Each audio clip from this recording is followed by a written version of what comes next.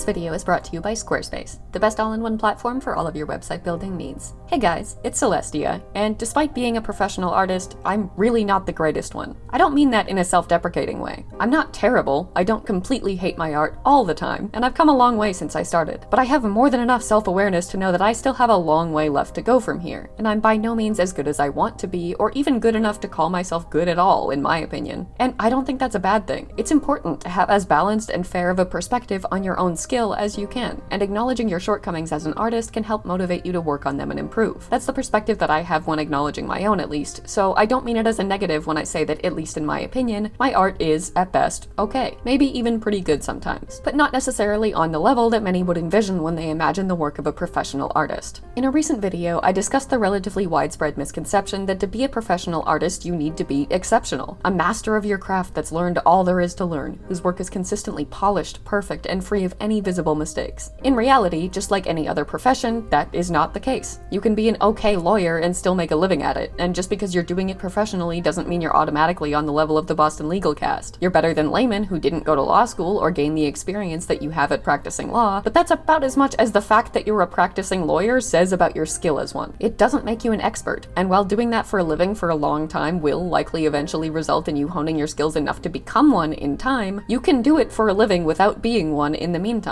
There are plenty of people who are just okay or even bad at their jobs and still get paid to do them, because whether they're exceptional or not, they're good enough to do the work they're assigned. Artists are no different. As I elaborated on in much more detail in that video, linked in the iCard above for anyone interested, you can be a professional artist without being exceptional or even particularly good. In fact, a lot of the artists you'll see working on AAA games and huge projects within the industry are, respectfully, not amazing. They're good, obviously, because they have to at least be pretty good to get work, but they're not Kim Jong-gi levels of masterful, nor do they need to be to do their jobs. But while I've already discussed in that video why I think it's unfair that professional artists are expected to be masters simply because they draw for a living when professionals in almost any other field are not held to the same standard, my arguments were all based on one core claim, that you don't need to be an amazing artist to make art your job. And while I stand by that claim, I also acknowledge that I didn't thoroughly explain how. It's easy for me to say that you can make it as an artist without being incredible at it, but that doesn't really help anyone that's trying to if I don't elaborate further. So in today's video, I'm going to, well, elaborate further, because the thumbnail wasn't clickbait, nor was it my attempt to be the art version of that Tom Cardy song where he claims to know the secret to living your best life as a leader, and it's paying $4,000 for a Kangen water filter because it's definitely not a pyramid scheme, it's multi-level marketing, and that's different. I do sincerely believe that there is one fundamental quote-unquote secret to making it as an artist without needing expert-level skills, and it's the reason that I have an art career despite not being anywhere near as good of an artist as I want to be, so I know firsthand that it does work. It's not easy, it's not some one-size-fits-all solution that you can do and immediately become successful, because I'm not a self-help guru peddling the informational equivalent of snake oil advice. It's just the fundamental selling point of all art that I've found almost universally effective at getting people interested in your work, regardless of its quality. And while implementing it well isn't simple, it's doable, and at least worth considering if you want to make art into your career. But before I reveal that god-tier art secret, let me first take a moment to thank today's sponsor, Squarespace, a longtime partner of the channel. I've been working with Squarespace for so long that not only has my gushing about them become a staple for most of my videos, but you guys have made every joke in the book when I start one without talking about them, that I've been secretly replaced by an imposter because the real Duchess would never start a video without a Squarespace segment, or that we're married and the absence of a Squarespace segment means we're secretly getting divorced. And while I love a good conspiracy theory, I do have to quash the first one and assure you that I have not been replaced with an imposter. The third one has legs though, because while I would never divorce Squarespace, I would absolutely marry them. That's because, in my opinion, they are the best website building and hosting platform out there, a claim I can make with confidence having built and hosted my own portfolio there for years, before I even started working with them. It was their ridiculously extensive library of portfolio templates that drew me in first back then, but that's not all they offer. You can browse through templates that are perfect for any type of site you could possibly need, from online stores to interactive blogs to landing pages for your business, and so much more. And once you've found the right template for your dream site, you can easily bring it to life with your own personal touch using Fluid Engine, their next generation editing system that lets you customize every aspect of your site using its smooth, easy to use drag and drop interface. Built-in e-commerce and print-on-demand integration make it just as simple to take it one step further and turn that site into an online store too. And with payment options including everything from credit cards to PayPal to Apple Pay, and even long-term payment options like Afterpay and ClearPay in eligible countries, it's just as easy for your customers as it is for you. And all of that is just the beginning. With SEO options designed to get your site to reach as many eyes as possible, visual design tools that help you build brand recognition, social media account connectivity, and so much more, Squarespace offers every tool you could possibly need to bring your dream site to life. And you can find out yourself by going to squarespace.com/DuchessCelestia, linked in the description, and use code DuchessCelestia for 10% off your first domain purchase. Thank you so much to Squarespace for sponsoring today's video, and please go check them out. All that out of the way, let's get into the video. When I say there's one secret to succeeding as an artist regardless of your skill level, I completely understand and expect a significant degree of skepticism in response. It does sound like I'm selling you the artistic equivalent of a scholarship to Andrew Tate's Hustlers University. I promise I'm not. I do sincerely believe that this is the secret to succeeding as an artist regardless of your medium, niche, specialty, or goals. But I don't want to oversell it as something that will change your life overnight and skyrocket your art career with no effort required. It's what I consider to be the universal selling point that makes all forms of art appealing to viewers and buyers regardless of its technical quality. But that doesn't mean it'll do the work for you or guarantee your success as an artist on a monumentally large scale. But it is how I manage to make art my job, and it's how I've observed others do the same in different but fundamentally similar ways. And I think that's noteworthy enough to warrant its own dedicated video. Which is precisely why we're here, because while I've actually discussed this secret before in videos about marketing for artists, I haven't given it the attention and detail it deserves as its own topic, especially because it's something I don't see a lot of people talking about. So I'm going to. In my opinion, the ultimate secret to making it as an artist isn't to be the best artist out there, but to use your art to establish a personal connection, something that can be achieved even by beginners whose skills are still in the early stages of development. And that can mean a lot of things, so let me elaborate. There are a lot of people in the world, and a lot of them are artists. Subsequently, there's a lot of art out there that yours effectively competes with for viewer attention and customer patronage every time you post it. More now than ever before, really, with the internet's prevalence allowing artists everywhere to share their work with ease that previous generations couldn't have even imagined. And not only is there an overabundance of art effectively oversaturating the market in every conceivable way, a lot of it is exceptionally good. That means that even if you're exceptionally good too, which is a level of skill that takes a lot of time and hard work to achieve in and of itself, that isn't enough to set you apart from them when there are so many others at similar skill levels sharing their work too. Just making work that's visually appealing isn't enough to bring attention to your art or yourself as an artist when visually appealing art is everywhere. So even the most technically proficient, masterful artists struggle to try to make a name for themselves based on the quality of their work alone. One exception worth mentioning, of course, is the art industry. While independent freelancers can't really depend on the quality of their work to guarantee them success, those seeking employment as contracted or salaried artists and designers within gaming, animation, advertising, and similarly corporate environments may not struggle quite as much with this dilemma. For them, having a well-rounded portfolio with high-quality examples of their art and enough work experience to convince employers that they're qualified is, in most cases, enough to get them jobs. It's not easy to, and it's increasingly less easy as AI muddies the waters of the art industry to an unprecedented degree, but the bottom line is that you do need to have a certain level of skill to work in the industry, and having that skill alongside relevant experience is usually enough to, at least in theory, qualify you for a successful career. For independent artists building careers as freelancers of any variety, however, I don't personally believe that to be the case. That's in large part because of the significant difference between how an industry artist and a freelancer actually make their living. While industry artists apply for jobs in a manner that's similar to that of other professions and are considered based on their experience and the quality of their portfolios, the way freelancers find work is not nearly as consistent or straightforward. We're our own bosses. And while some of us do take on contract work within the industry that does follow that more straightforward, linear hiring process, it's mostly up to us to find our own ways to turn our art into our careers and monetize our work. Some take commissions full-time, some write comics, some start dumb art commentary YouTube channels, some sell merch, some sell educational materials or classes or digital assets, some make their own games and books, some travel the world to sell their work at convention artist alleys, some do all of the above and more. The possibilities are endless for freelancers to consider in terms of how to make a living from art. And while that's fundamentally promising, it also means there's much less consistency in terms of what to expect from your career's trajectory, and much less concrete guidance available on how to succeed. More relevantly, it means that unlike industry artists who have a clear idea of how to get hired based largely on the quality of their work alone, the customers buying work from freelancers in any capacity tend to do so based on entirely different criteria. For artists taking commissions, that can mean that a lot of their customers hire them not based on how good their art is, but based on their notoriety, popularity, and individual style. Artists that make a living writing comics may have some fans based on their work's quality, but the majority will follow and support them based on their enjoyment of the comic story and the characters within it, regardless of the way it's drawn. Artists making their own games and books similarly attract fans and supporters based primarily on plot rather than art. There are obviously some exceptions, of course, with many gaming fans citing on multiple occasions that they will easily and happily forgive subpar art if the game itself is engaging and unique enough in terms of story, immersion, and gameplay. Convention artists often make a lot of their money selling fan art, which many customers purchase less because of the art style or quality and more because of their love for the characters experience it's depicting. Regardless of the individual circumstances an artist's chosen path or niche leaves them dealing with, the bottom line is that in almost every case, the primary selling point for those looking to purchase their work or support their careers is not the quality of that work. It's a factor, certainly, and I don't think even the best story, the most popularity, or the most beloved characters or subject matter could make you succeed if your art is so low quality that it demonstrates no skill or proficiency at all whatsoever. The quality of your work does obviously play a role in whether or not you'll succeed as an artist, whether you're working in the industry or as a freelancer, but it's important to acknowledge how much smaller of a role it plays for the latter. I'm not suggesting that no one hires or buys from freelancers based on how good their art is or how much they like their style. There are absolutely some people that consider that their primary priority, just like those hiring industry artists. But the vast majority of potential clients and supporters for freelancers don't consider it as their primary priority when deciding whether or not to buy it. It's a priority, yes, but maybe a secondary, tertiary, or even less relevant priority. There's almost always a more important selling point that they consider first, like all of the examples I've already listed. And the one thing all of those examples have in common is that that selling point boils down to personal connection. Clients hiring artists for commissions often do so because they want something specifically from that artist, since either their reputation or specialty gives their work novelty beyond just its visual appeal. It's a personal connection between the client and the artist, since the former places value not only on the quality of the latter's work, but more so on the fact that the work is from them. Comic artists attract readers and supporters less based on their work's quality and vastly more based on their interest in the story it's telling, with the art serving less as a selling point and more as a method of delivery for the personal connection they derive from reading a story that they love or following characters that they identify with. Convention artists get droves of customers buying their fan art, not necessarily because it's exceptionally well drawn, but because it personally connects with them by way of depicting characters that they already love. In every instance, there's a personal reason that a potential customer or supporter of the freelance artists in question wants to buy or support their work that has nothing or at least very little to do with its quality, because ultimately art doesn't need to be exceptional on a technical level to make a personal connection. So long as it's passable and not so bad that it distracts from the ways in which it does make that connection, if quality comes second and personal connection comes first, that means it's more than possible to succeed as a freelance artist by capitalizing primarily on the connection rather than the quality. Fundamentally, at its core, the most influential art has not always been the most technically proficient, but the most emotionally impactful. Art's value has historically been in its ability to express something significant to both the artist and the viewer, and its success at expressing that has generally been more important than the technical skill demonstrated in the process. Picasso's realism was arguably much more technically proficient than his abstract work, but his abstract work resonated with viewers significantly more because it expressed a view of the world and everything in it that they found unique and striking. It was simpler, and many would argue that it demonstrated less artistic skill, but because that artistic skill wasn't what gave it value to the people who liked it, that had little to no bearing on whether or not they thought it was good. This has been the case for a long time. While there are some people that determine art's value solely based on its technical proficiency and how visually appealing it is alone, many others determine it based primarily on how it makes them feel. And so long as its quality isn't so bad that it breaks their immersion in it and subsequently limits the artist's ability to make them feel that thing with it, it doesn't need to be exceptional to meet that standard, and, by extension, allow an artist to succeed professionally. My most popular videos aren't the in-depth analyses of media or nuanced topics, nor are they the ones in which I do my best to create high-quality work in the styles of famous artists to learn from their methods. Both of those types of content are, in one form or another, the highest quality content that I make on a technical level. They require the most effort, get the most polish, and include the artwork that I try the hardest at making good. My most popular videos, conversely, are the ones where I make stupid jokes for 20 minutes straight while I messily doodle my most and least favorite art tropes. The art is deliberately low effort and bad because it's done for the sole purpose of having fun and making myself and you guys laugh. I don't bother using references or even coloring most of it, and unlike my commentary videos that require a lot of time and effort to research and script, I can script and record one within a few hours since the most substance they really have is my unhinged rambling about my personal gripes about insignificant nonsense. So why are those so much more popular than my more high-effort content? Well, they're fun. They make people laugh. And while my commentary videos require viewers to have an existing interest in either my art or the topic I'm discussing in order for them to want to watch them, those art trope videos can connect with anyone who thinks they're funny. Similarly, the art that I make for them doesn't have to be high quality or even good, so long as it can effectively visually communicate the jokes I'm making, since that's what people are connecting with rather than the art itself. I've had similar experiences with art outside of YouTube too. Dumb shitposts like this performed way better than fully rendered pieces when I posted them, because they made people laugh, as did these messy little comics. The quality of the art itself in these doodles, comics, memes, and similarly comedic content is subpar at best, and I put little to no effort into it beyond just having fun with it and drawing it offhand without reference or planning. And those posts usually get vastly more engagement engagement than any of the polished art that I spend much longer on trying to make as good as possible. Is it because those doodles are better? No, obviously not. But the point is that they don't need to be particularly good on a technical level to connect with someone viewing them. The high-effort pieces I post, conversely, may strike some as visually appealing, but without connecting with them beyond a purely aesthetic, passing appreciation, it has less value to them and they're therefore much less inclined to engage with it. This concept doesn't just apply to the type of art you make either, but also the way that you share it. It's been fascinating to observe how much better my joke art performs than my serious art because the former is able to generate a much more immediate, significant emotional response in the form of what I imagine is a chuckle just loud enough to warrant leaving a like. And equally fascinating to watch how much more engagement and purchases my fan art has garnered than my original work, because the love people have for the characters I'm drawing is enough for them to automatically feel a personal connection that goes deeper than just visual appeal. All of that has absolutely reaffirmed my belief that that connection is what brings people's attention to your work more than its quality by far, so long as the quality isn't low enough to detract from it. But it wasn't until I made my YouTube channel that I realized how far the concept really extended, and how much of a difference approaching it differently could really make. Before I started my channel, I was pretty much exclusively posting my art on Facebook, Twitter, Instagram, and sometimes Tumblr. I did some streaming on Twitch, but I was never consistent enough with my schedule due to my health problems to garner any real viewership there, and I did eventually stop. I was making ends meet with my art at that point, primarily through online digital commissions and traditional painting commissions for in-person clients. But it wasn't stable or consistent income, and it certainly wasn't a career. And if I'd never experimented with YouTube, I don't know that it ever would have been, unless I decided to pivot towards industry work instead of freelancing, because making a personal connection with the subject matter that you draw is, in my opinion, only half the battle. Yes, getting your art to connect with viewers by way of generating interest in your characters or story, making them laugh, making them cry, creating work they identify with, or drawing characters they already love is incredibly valuable, and it will absolutely help you reach a wider audience. But while that may get their attention, the other half of the battle is keeping it. For them to want to turn that interest in a piece of your work that they connected with into actual ongoing support for you as an artist, they need to either believe that you will continue to make similar work on a consistent basis in the future, or they need to find a way to connect with you as an artist and not just your art. For artists creating webcomics, games, and similar narrative-driven work that is ongoing and their primary focus, the former is easy enough, since the personal connection viewers are making with their art is based on the plot and characters. They don't need to connect with them as artists to want to keep supporting them further, since they're interested in the story they're telling with their art and will commit to seeing that story through to the end based on that interest alone. But in the case of other artists taking different approaches to making a personal connection with their work, like drawing fan art, making funny doodles, creating emotionally significant pieces to elicit meaningful responses from viewers, and so on, that may not be enough to convert the passing interest of viewers in their individual pieces into consistent interest and support for them as artists. Unless they're drawing entirely or at least primarily that content forever and people trust that they will do so continuously indefinitely, viewers are unlikely to feel motivated enough to follow or support them based solely on their appreciation for some of the stuff they post. Those artists are likely to end up in the same boat I was in. They'll succeed at generating interest in the art that they make that most easily makes a personal connection with viewers, like funny stuff and fan art, but the majority of their other work will still remain largely ignored and algorithmically unsuccessful because the passing interest viewers have in their funny stuff and fan art is enough to make those posts do well, but not enough to make them stick around and follow you and sincerely care to see the art that you make that doesn't connect with them so easily. And that's where the method of delivery comes in, because the way that you share your art with the world is, in and of itself, another opportunity to establish that personal connection even when the content of your art itself does not. Obviously, it's most effective to make art that establishes personal connections and to share it in a manner that does too, but if you find a method that works for you, you can eventually rely solely on the latter and still find success. But what does that actually mean? Well, for me, it meant YouTube. First, it meant streaming, actually, as I said. I did start that first because letting people watch me draw and talking to them while I did so was, first and foremost, something I really enjoyed because it let me connect with other members of the community. But it also brought my art to their attention in a way that introduced a participatory element. Even if what I was drawing didn't make a personal connection with viewers, the fact that they could watch me draw it and we could talk while I did established a personal connection with me as an artist rather than my art, which is arguably even more valuable. Because while establishing a personal connection through your art is enough to generate interest in just the pieces that are able to do so, establishing a personal connection to you as an artist means that those who do connect with you will be interested in all of the art that you create, not just the pieces that they resonate with for one reason or another. On Twitch, the few viewers I did get weren't there because they cared what I was drawing or even how it turned out. They were there because for some reason they found me entertaining enough to want to essentially hang out with me while I worked on it. Interest in a piece of art doesn't always mean interest in the artist, but a strong interest in an artist almost always translates to some degree of automatic interest in the art. And the best way to generate interest in you as an artist is to share your work in a way that encourages that personal connection in one way or another. And that can take take many forms. Streaming was awesome for me at first, and I absolutely would have kept doing it were it not for my health. And the fact that it lets your viewers participate in your artistic process directly is a perfect way to make that connection that I couldn't recommend enough, since it's honestly a very mutually enjoyable experience that's often rewarding for you on a personal level and a professional one, as well as for your viewers. But there are plenty of other ways to introduce participation into the way that you share your work that achieve the same goal. With my YouTube videos, I show you guys my artistic process through speed paints, letting you see exactly how my art is made. And I talk about art-related topics that not only establish a connection with those interested in them, but also allow me to share just a little bit of myself with you in a way that connects with any viewers brave enough to find my personality tolerable. It helps me connect with you as an artist, even when what I'm drawing or how I'm drawing it doesn't. And it's that connection that's made it possible for me to have an art career on this platform, even with work that's not perfect, exceptional, or even all that great. Streaming and video content are both excellent options because they allow you as an artist to share your identity and personality with your audience in a way that generates interest in your art solely because it's you that made it, and not because of how good it is or what it depicts. But I understand that those aren't feasible options for everyone, and fortunately they're not the only ones. Mangakas, for example, often connect on a personal level with their readers by including short comments that break the fourth wall. Hiromu Arakawa frequently includes little snippets of her as the author speaking to her readers directly and usually comedically, and in her case she does so by drawing herself as a stupidly adorable cow self-insert. It helps readers who are already interested in her story and characters also feel a connection with her as an artist, reminding them that there's a real person behind the art that they're looking at and the words that they're reading that's worth supporting and getting to know. Other artists do this by sharing behind-the-scenes snippets of their process in the form of works in progress, with funny notes or doodles, the references and inspirations they consulted so people can see how they influenced the final piece, and even just engaging regularly with their followers and supporters on social media. However you're able to insert little glimpses into who you are as an artist into how you share your art with the world, you'll be one step closer to generating personal connections that could end up making or breaking your career. I would like to warn against parasocial relationships and encourage you to draw boundaries to avoid them, and I will also point you to the video in the iCard above where I talk more about why, but personal connections and parasocial relationships are very different things. Ultimately, the reason that I think establishing personal connections through your art is the secret to succeeding at it professionally, regardless of skill level, is not just that it's demonstrably effective, but that it's effective in such a versatile variety of ways. There's no one method an artist has to use to establish a personal connection through their work that will help them build a career. You could use your art to tell a story that captures attention with a compelling narrative and interesting characters that people will want to follow even if the art isn't perfect, by making webcomics, games, and even fanfiction and animatics. You could use your art to make viewers laugh by drawing funny content like short one-off comics or dumb memes and doodles like the ones I've shown. You could draw characters that they already love in the form of fan art, or animate music videos of popular songs, or participate in popular art challenges that allow you to put your own spin on a subject that people are already interested in. You could create a character that represents you as an artist, commonly known as a Sona, like Duchess Celestia is for me, so that people can visually associate that character with you and your art in a way that's familiar, recognizable, and memorable. You could connect with your audience personally through the way you share your work, sharing your personality and artistic identity along with it, so that they're interested in supporting you, buying your merch, and ordering your commissions primarily because you made them, and they like you regardless of your work's technical quality. You could reframe your commissions in a way that gives them personal value to potential customers beyond just being custom art that's visually appealing, advertising headshots as cute social media icons instead, or character sheets as a way for people to design and share their D&D characters, offering bulk party discounts. You could pour your emotions into art that sends a meaningful message that resonates with viewers, using your art to help others dealing with similar feelings or experiences feel less alone. There are a million different ways to establish the personal connection that I believe to be so integral in succeeding as a freelance artist, and many of them don't even require you to change what you draw or how you draw it, but rather just the way that you present and share it. Finding the way that works for you, that you enjoy, find fulfilling, and brings you professional success is something that takes experimentation, time, and consistent effort, but it's an investment that I wholeheartedly believe to be worth making. At the end of the day, the reason the personal connection you make with your art is so much more important than its technical quality, at least in my opinion, is because that technical quality has almost always come second. We as viewers are willing to forgive subpar or even deliberately incorrect art on a technical level if it resonates with us on an emotional level, or if we're personally invested in the artist that made it, which I think is in no small part because the value that art has as a form of expression is more significant than the value it has as something solely visually appealing. I've been reading Kafka's collected stories recently, which prompted two things to happen. One, I was reading the book of them in a coffee shop, a mistake that apparently invited a strange man to feel comfortable interrupting me to talk about his interpretation of the metamorphosis that was so Freudian that it's too inappropriate for me to repeat here, and definitely too inappropriate for him to sling at a stranger without any solicitation at all whatsoever. It's not relevant, I'm just still baffled. I mean, that's weird, right? I don't know. Anyway, the second and much more relevant outcome was that I ended up rereading Josephine the Singer, or The Mousefolk, a story that follows a society of presumably mice that is very hardworking and utilitarian, with very little appreciation for anything that they deem frivolous or unnecessary, like leisure and art. Josephine, however, is a mouse within that society that's known far and wide for her singing, something that conflicts with those values fundamentally. In a society that places little to no value on music, in which individuals sing only idly in passing as they work, this mouse in particular defies that by singing her heart out at every possible opportunity, or as the story calls it, piping. Despite the fact that everyone within this society acknowledges that her singing is not at all exceptional, in fact it's average at best and no better than anything they themselves could do, everyone crowds around her every performance to listen fervently to it, because the passion with which she sings and the emotions it elicits in them are so much more significant than the skill that her singing demonstrates. To quote the story, or at least the translation of it that I read, if you post yourself quite far away from her and listen, or still better, put your judgment to the test whenever she happens to be singing along with others by trying to identify her voice, you will undoubtedly distinguish nothing but an ordinary piping tone, which at most differs a little from the others through being delicate or weak. Yet if you sit down before her, it is not merely a piping. To comprehend her art, it is necessary not only to hear, but to see her. Even if hers were only our usual workday piping, there is first this peculiarity to consider, that here is someone making a ceremonial performance out of doing the usual thing. To crack a nut is truly no feat, so no one would ever dare to collect an audience in order to entertain it with nut cracking. But if all the same one does so and succeeds in entertaining the public, then it cannot be a matter of simple nut cracking. Or it is a matter of nut cracking, but it turns out that we have overlooked the art of cracking nuts because we were too skilled in it, and that this newcomer to it first shows us its real nature, even finding it useful in making his effects to be rather less expert in nut cracking than the rest of us. Perhaps it is much the same with Josephine's singing. We admire in her what we do not at all admire in ourselves. He further elaborates on how Josephine's lack of skill at singing doesn't prevent it from having an emotional impact on listeners, writing, "There is something, it cannot be denied, that irresistibly makes its way into us from Josephine's piping. This piping, which rises up where everyone else is pledged to silence, comes almost like a message from the whole people to each individual. Josephine's thin piping amidst grave decisions is almost like our people's precarious existence, amidst the tumult of a hostile world. Josephine exerts herself, a mere nothing in voice, a mere nothing in execution. She asserts herself and gets across to us. It does us good to think of that. To the mousefolk who place so little value on music, it is not the quality of Josephine's singing that matters to them, but the fact that she both chooses to sing despite its frivolity and perceived lack of value, and the fact that in doing so, she connects with those who listen. It reminds them of their own resilience. It reminds them of better times. It captures them by making the mundane beautiful by way of will alone. It creates a personal connection, even if she isn't singing any better than any of them could. It's a perfect example of what I meant to communicate with this video, because that applies to all forms of art. If you use it to express something meaningful, poignant, or significant, the skill with which you're able to do so is less important than what you're expressing by far. And that's why I sincerely believe that it's that meaning and connection that's more important than anything else, skill included, when it comes to succeeding as an artist. Thank you for watching, and I hope you enjoyed today's video. Special thank you as always to channel members Joseph Solomon, TC Pratt, Zelda Deverak 42, Haruki Saluzzo, King Good James, Cutie Sailor Lovely, CP Lil Thing, Art of Amethyst Fable, Extinction Animation, and Andy the Hedgehog, as well as patrons Batman, Kyle Lowe, Blue Swanson, Cora Fear, Jamisha Walker, Alengshi, Kim Yen, Crazy Yasar, Gentong, Grayson Xavier, MG, Blah Mage, TC Pratt, Finn, Grim Spectre, Celine Merriman, Ash, Eldritchia, The Stray Dog, Ulura, Greg Noble, Decagon, Jenny Chan, Captain Reku, Ryan M. Williams, Cat Bus, Alec Rindakainen, Mac, Lucy Yamajiki, Selena Bibi, Friday, Totally Shogun, Insomniac Sleep Schedule, Lola the Pinky, Ling Tang Wong, and Yosue Garnizo, and I'll see you in the next one.